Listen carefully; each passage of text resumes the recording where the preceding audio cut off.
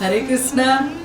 स्वागत है आपका हमारे सुप्रभात कार्यक्रम में। और ये है हमारा जगन्नाथ सुप्रभात। देखिए, जगन्नाथ सुप्रभात जो है ना, जगत की नाथ जगन्नाथ जी के नाम से जुड़ा है। और इतनी अच्छी सुप्रभात होती है तो फिर हमारा दिन तरोताज़ा रहता है। देखिए, जो जगत के नाथ है जगन्नाथ, उनकी नाम से ही हमारा दिन महक उठता है।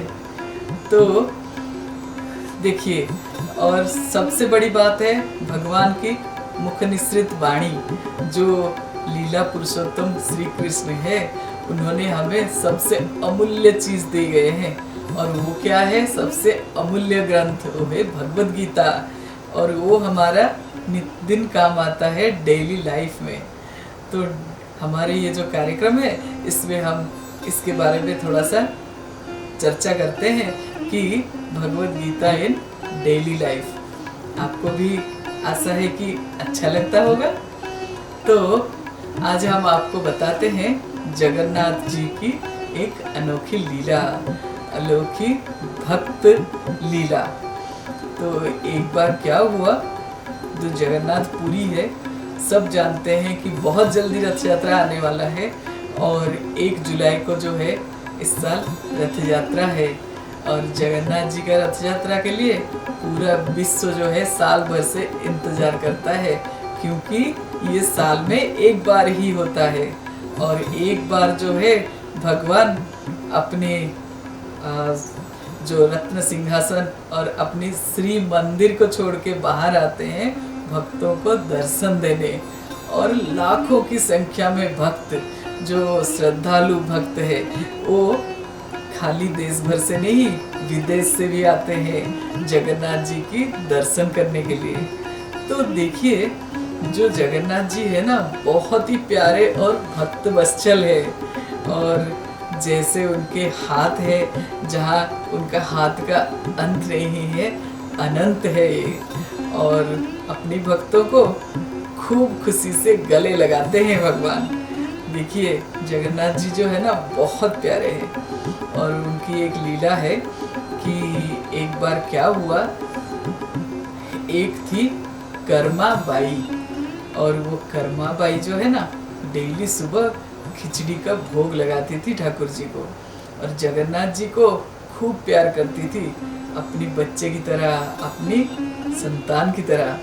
तो वो क्या है, भगवान जी के लिए डेली खिचड़ी प्रसाद बनाती थी और भगवान जी को भोग लगाती थी। लेकिन सिर्फ अपने बच्चे की तरह सोच के, ऐसे नहीं कि भगवान है बोल के।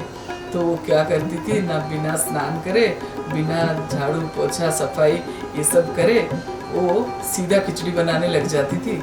और उनको लगता था कि भगवान जो है भूखे होंगे, देर हो जाएगा, इसलिए पहले खिचड़ी बना के उनको भोग लगा दूँ, उसके बाद दूसरे काम करूँ। तो क्या हुआ, ऐसे चलता रहा। थोड़े दिन जो है भगवान को भोग लगाती रही हो। और जो भगवान है, उनके भी मन में जो कर्मा बाई का प्रेम है, वो धीरे धीरे असर करने लगा। तो भगवान जो है एक छोटा सा बच्चा बन के उनके पास डेली आ जाते थे। और डेली आके कहते थे, माँ मुझे भी प्रसाद मिलेगा। तो वो जो खिचड़ी प्रसाद है, जो भगवान को भोग लगाती थी, वो प्रसाद वो खा जाते थे डेली। और ऐसे चलता रहा सिलसिला। तो एक दिन क्या हुआ, एक संत ने देखा कि कर्मा बाई जो है बिना स्नान करे, बिना कुछ करे, अपना खिचड़ी प्रसाद बना रही है।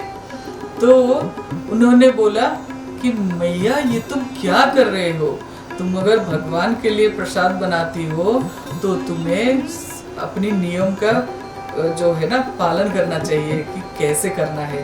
तुम्हें पहले अपनी स्वच्छता का पालन करना चाहिए, पहले अपना स्वच्छता बनाना चाहिए, साफ सफाई करना चाहिए, नहाना चाहिए। स्नान किए बिना ऐसे कोई भी भगवान के भोग नहीं बनाता है। तो तुम भी आज से स्वच्छता के साथ भोग बनाओ, ऐसे नहीं बनाते भोग। तो अब कर्मा बाई को समझ में आया कि चलो मैं शायद गलती कर रहा था, चलो अब मैं ठीक से करूँगी। फिर वो दूसरे दिन क्या करा कि स्नान आदि करके, सफाई आदि करके, कमरे की सफाई और जो रसोई की सफाई और ये सब में ध्यान देके उसका क्या हुआ, प्रसादम बनाना लेट हो गया। अब खिचड़ी बना ही नहीं था। उधर से जो है जगन्नाथ जी बच्चे बन के आ गए और बोले मैया खिचड़ी प्रसाद। तो मैया बोली अभी तो बना नहीं है, थोड़ा सा इंतज़ार करना पड़ेगा। तो ठाकुर जी वहाँ बैठ के इंतज़ार करने लगे। जब प्रसादम बन गया, भूख लग गया, तो मैया ला के ठाकुर जी को दिया और ठाकुर जी जल्दी जल्दी में खा के एकदम से भाग के चले, क्योंकि वहाँ पे जब कपाट बंद होता था मंदिर का, तब भगवान जो है बच्चे के रूप में आके कर्माबाई के यहाँ खिचड़ी खा के जाते थे। अब कपाट खुलने का समय हो गया, इधर से खिचड़ी ही नहीं बना था, तो भगवान जो है जल्दी जल्दी में खा के चले गए, मुंह ही नहीं धोए। तो जब मंदिर के अंदर प्रवेश कर लिए तो पुजारी ने आके दरवाज़ा खोला और देखा कि भगवान के मुंह में खिचड़ी लगा है। तो वो भाग रह गया, बोला अभी तो हमने भोग लगाया भी नहीं है और भगवान के मुंह में खिचड़ी। तो उसने क्या करा, भगवान से पूछा इसके कारण। तो भगवान ने उसको बताया कि मैं जो हूँ कर्माबाई के घर में रोज़ खिचड़ी खा के आता हूँ। तो ये सिलसिला और भी थोड़े दिन चलता रहा और जो संत थे वो जाके माफ़ी मांगे कर्माबाई से, बोले माई मैया तुम जो है ना जैसे भक्ति से बनाती हो, जैसे श्रद्धा से बनाती हो, ऐसे ही बनाओ अपना प्रसादम, और तुम्हें नहा के और शुद्धता का ख्याल करना, सफाई करना, ये सब देखने की कोई ज़रूरत नहीं है। भगवान को प्रेम और श्रद्धा चाहिए होता है, और तुम जो प्रेम और श्रद्धा से बनाती हो खिचड़ी, वो भगवान को बहुत प्यारा है। तो कर्माबाई डेली खिचड़ी बनाती रही और भगवान डेली प्रसाद लेते रहे।